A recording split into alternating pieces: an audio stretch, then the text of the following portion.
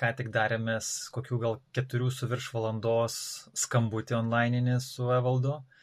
Mainstream Pro komandai aptart, kaip sekėsi kolegom mokintis montuot, ką reikėtų patobulinti.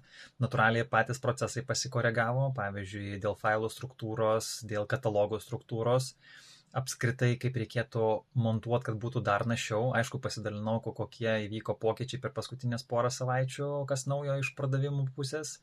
Na ir žinoma, vėlgi, kur mes einam, ko mes siekiam ir nusprendėm, kad kas porą savaičių darysim susitikimus, tai vad kas Mainstreamo komandoj ir iš pradėjusių norinčių išmokti ir įsivažiuoti, kas vat norės būti stipriau komandoj, galės prisijungti prie mūsų tuos kas antros savaitės susitikimus, tokias vadinkim strateginės sesijas ir įsivažiuoti.